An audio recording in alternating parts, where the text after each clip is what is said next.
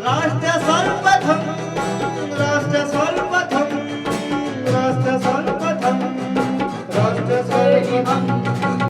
राष्ट्र सर्वप्रथम की बात ललित सुमन के साथ कार्यक्रम में नेशनल टीवी चैनल कात्यायनी पर आप सभी राष्ट्रवासियों का स्वागत। आज महान स्वतंत्रता सेनानी सरदार वल्लभ भाई पटेल की जयंती है। सरदार पटेल का जन्म 31 अक्टूबर 1875 को हुआ था। सरदार पटेल एक स्वतंत्रता संग्राम सेनानी और आजाद भारत के पहले गृह मंत्री थे।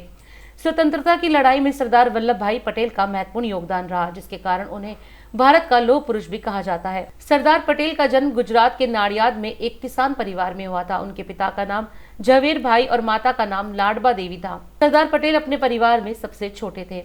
सरदार वल्लभ भाई पटेल ने लंदन से बैरिस्टर की शिक्षा ग्रहण की और उसके बाद पुनः भारत आकर अहमदाबाद में वकालत शुरू की। सरदार पटेल ने महात्मा गांधी से प्रेरित होकर स्वतंत्रता आंदोलन में भाग लिया था।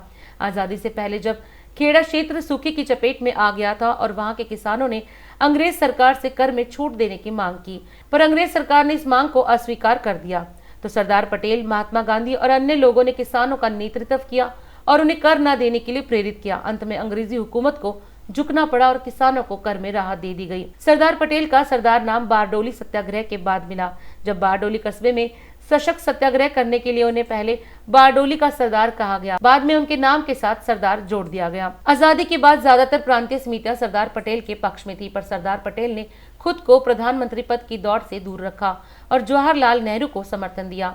बाद में उन्हें उप प्रधानमंत्री और गृह मंत्री का पद सौंपा गया, जिसके बाद उनकी पहली प्राथमिकता देशी रियासतों को भारत में शामिल करना था। इस कार्य को उन्होंने बखूबी बिना किसी लड़ाई झगड़े के निभाया। भारत के एकीकरण में सरदार पटेल का महत्वपूर्ण योगदान रहा, लेकिन 15 दिसंबर 1950 को उनकी मृत्यु हो गई और इस लौह पुरुष ने हमेशा हमेशा के लिए दुनिया को अलविदा कह दिया। हर साल सरदार पटेल की जयंती पर नेशनल यूनिटी डे या राष्ट्रीय एकता दिवस के रूप में मनाया जाता है। इस साल सरदार वल्लभ भाई पटेल की 145वीं जयंती है, क्योंकि सरदार वल्लभ भाई पटेल ने 560 रियासतों को भारत संघ में एकीकृत करने में अहम भूमिका निभाई थी। इसलिए केंद्र की मोदी सरकार ने 2014 में 31 अक्टूबर को सरदार पटेल की जयंती को राष्ट्रीय एकता दिवस के रूप में मनाने का फैसला किया था। सरदार पटेल की याद में गुजरात के केवड़िया में सरदार पटेल की 182 मीटर ऊंची प्रतिमा बनाई गई है, जिसे स्टैच्यू ऑफ यूनिटी का नाम दिया गया। स्टैच्यू ऑफ यूनिटी का अनावरण 2018 में किया गया था और ये दुनिया की सबसे ऊंची प्रतिमा है। हर साल सरदार पटेल की जयंती पर नेशनल यूनिटी डे या राष्ट्रीय एकता दिवस के रूप में मनाया जाता है। इस साल गुजरात के नर्मदा जिले के केवड़िया स्थित स्टैच्यू ऑफ यूनिटी परिसर में सरदार वल्लभ भाई पटेल की जयंती के अवसर पर कार्यक्रम आयोजित किया गया।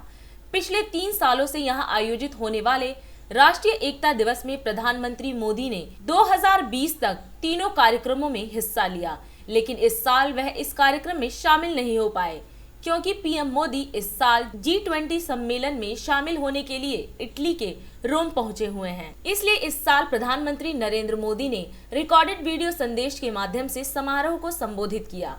राष्ट्रीय एकता दिवस पर सभी देशवासियों को बहुत बहुत शुभकामनाएं।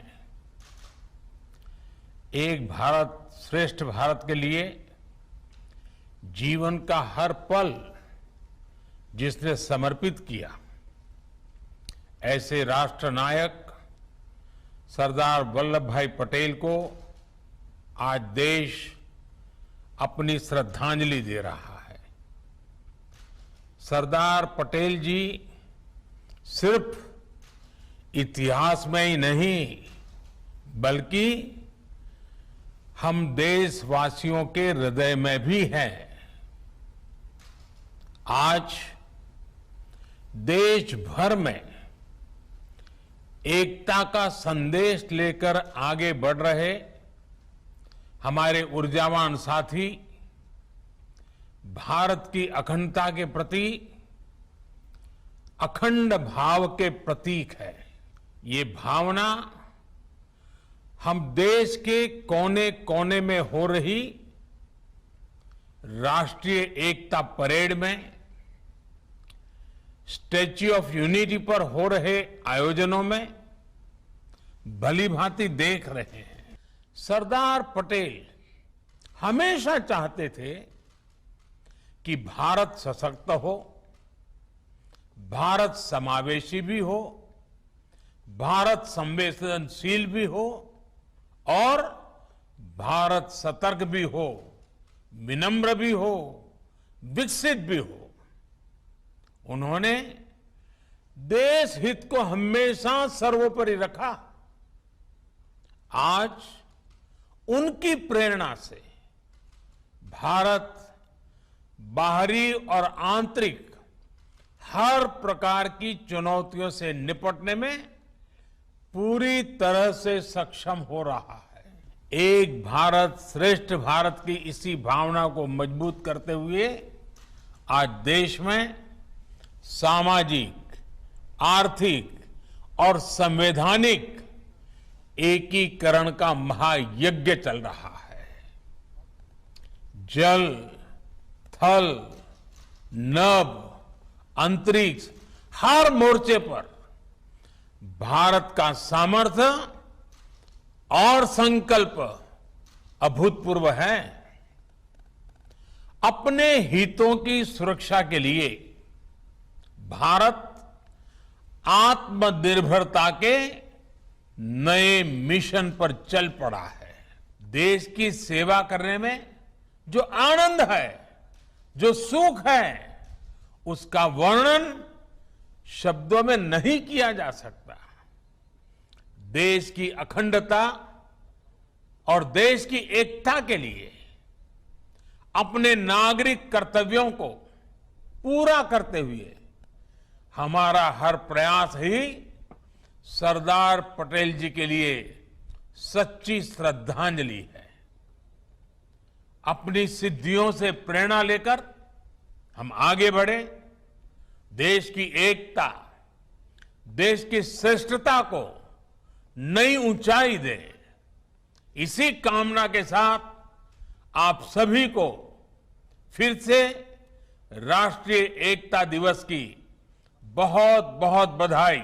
इस साल स्टैच्यू ऑफ यूनिटी परिसर में सरदार पटेल की जयंती पर आयोजित कार्यक्रम में केंद्रीय गृह मंत्री अमित शाह ने मुख्य अतिथि के तौर पर शिरकत की। केंद्रीय मंत्री अमित शाह ने दिन की शुरुआत में सरदार पटेल की प्रतिमा पर पुष्पांजलि अर्पित कर श्रद्धांजलि दी और फिर वहां आयोजित परेड की सलामी की, जिसमें अर्धसैनिक बल और गुजरात पुलिस के जवानों ने हिस्सा लिया था। सबसे पहले यहाँ उपस्थित सभी भाइयों बहनों जिनका परफॉर्मेंस हमने देखा, ऐसे स्कूल के बच्चों और परेड में शामिल सभी जवानों को और प्यारे देशवासियों को मैं राष्ट्रीय एकता दिवस की बहुत बहुत बधाई देना चाहता हूं। मित्रों, आज जो परंपरा हमारे देश के प्रधानमंत्री नरेंद्र मोदी जी ने शुरू की है, हमारे देश के प्रथम गृह मंत्री और लौह पुरुष सरदार वल्लभ भाई पटेल के जन्मदिन को राष्ट्रीय एकता दिन के रूप में मनाने की आज हम इसको आगे बढ़ा रहे हैं। परंतु आज हमारे देश के इस राष्ट्रीय एकता दिन का एक अलग महत्व भी है, क्योंकि ये राष्ट्रीय एकता दिन आजादी के अमृत महोत्सव का दिन, आजादी के अमृत महोत्सव में पड़ने वाला ये राष्ट्रीय एकता दिन हम सब के लिए विशेष महत्व रखता है। परंतु आज क्योंकि सरदार साहब ने आजादी के बाद जाते जाते अंग्रेजों ने जो देश के टुकड़े टुकड़े करने का षड्यंत्र किया था, भारत, पाकिस्तान और 550 से ज्यादा राजे रजवाड़ों को अलग कर कर देश को खंड खंड करने की एक योजना थी, उसको विफल करते हुए सरदार वल्लभ भाई ने आज एक अखंड भारत बनाने का जो संकल्प लिया था, आज उनका जन्मदिन। आज इस राष्ट्रीय एकता दिवस का एक अनूठा महत्व है। मित्रों, आज सरदार पटेल की जन्म जयंती है। मैं पूरे देश में करोड़ों देशवासी जो ये कार्यक्रम देख रहे हैं, इस सब को बताना चाहता हूं, सदियों में कभी कोई एक ही सरदार बन पाता है, और जब सदियों में कभी कोई एक सरदार बन पाता है, वो एक सरदार सदियों तक अलग जगाता है। आज हमारे सामने सरदार साहब नहीं है, मगर परेड करते हुए जवान सांस्कृतिक कार्यक्रम रजू करते हुए हमारे बच्चों के चेहरे पर जो भाव था वो सरदार पटेल का ही भाव था। सरदार साहब की दी हुई प्रेरणा ने ही आज इस देश को एक और अक्षुण्ण रखने का काम किया है, और आज उनकी प्रेरणा देश को आगे ले जाने के लिए हमें एकजुट रखने में सफल हुई है। मित्रों, ये केवड़िया कोई एक जगह का नाम नहीं है, एक तीर्थ स्थान बन गया है, राष्ट्रीय एकात्मता का तीर्थ स्थान, राष्ट्र धर्म का तीर्थ स्थान, देशभक्ति का तीर्थ स्थल, और आज ये आसमान को छूने वाली सरदार साहब की मूर्ति पूरी दुनिया को संदेश दे रही है कि भारत का भविष्य उज्जवल है। भारत की एकता और अखंडता को कोई क्षत विक्षत नहीं कर सकता। ये संदेश जो सरदार साहब ने दिया है, आज केवड़िया इसका दुनिया के सामने उद्घोषणा करता है। मित्रों, आज मैं आप सभी को ये कहने आया हूं कि सरदार साहब, उनका जीवन हम सब के लिए, बच्चों के लिए, युवाओं के लिए विशेषकर बहुत प्रेरणादायी।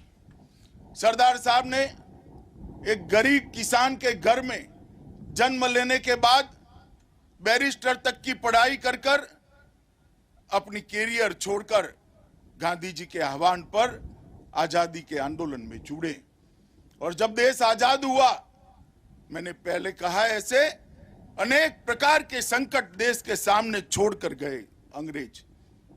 एक और विभाजन का संकट था, एक और नई शासन प्रणाली को बनाने का सवाल था, एक और नया संविधान बनना था, और सबसे बड़ा संकट था 500 से ज्यादा रियासतों का भारत संघ में समावेश करना। मित्रों, सरदार साहब ने निर्बल होती हुई सेहत के रहते भी ये काम देखते देखते देखते समाप्त कर दिया, और जो लोग सोचते थे आजाद भारत खंड खंड बिखर जाएगा, उनके सारे इरादों पर पानी फेरते हुए एक अखंड भारत का निर्माण हमारे सरदार पटेल ने किया था।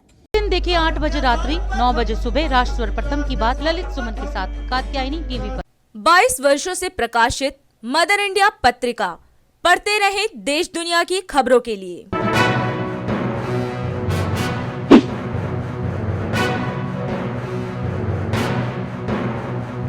26वें वर्ष में आपके लोकप्रिय समाचार पत्र इंडिया दर्पण का प्रवेश। आप देखते रहें अपने क्षेत्र की खबरें।